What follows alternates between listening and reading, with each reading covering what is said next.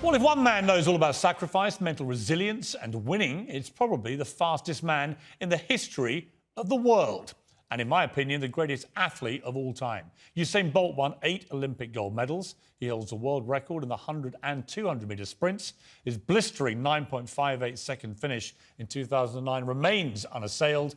And his biggest achievement of all, I'm sure he would agree, in his most punishing assignment, was that he won Soccer Aid as captain in 2019 with me as his manager, and I inspired him to score. Well, Usain Bolt returns to the London Stadium this Sunday to lead the World 11 at Soccer Aid again for UNICEF, and I'm delighted to say Usain joins me now.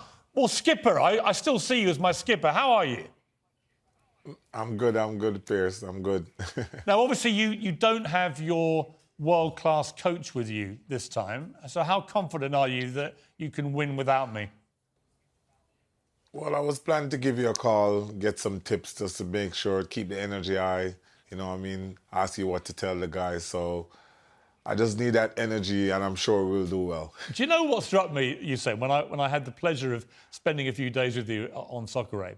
I don't think I've ever seen anyone who tried harder than you to be brilliant at another sport. Obviously, you're the greatest athlete that's ever lived, but your dedication to football is extraordinary. You really do love the game, don't you? Yeah, definitely. It's a sport that I really loved.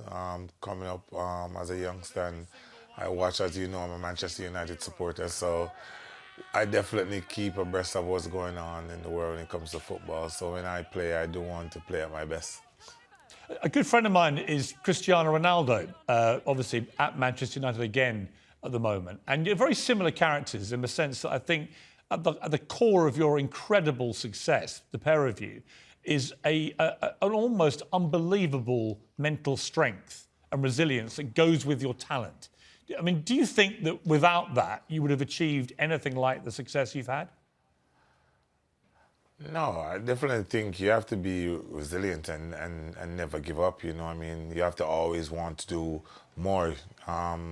You have to never be satisfied, and I think I agree with you. I'm like, Cristiano is like that. He never gives up. No matter how much goals he scores, he wants to score more. I was watching him the other day, and he scored 2 goals and he missed 1, and he was so upset with himself. You know what I mean? He just always wants to do more and do better, and that's the kind of mindset that gets you to the top and keeps you there. Yeah, I completely agree, and I think it's a self-fulfilling thing. It's got to come from within, hasn't it? Because no one can teach that to people, I don't think.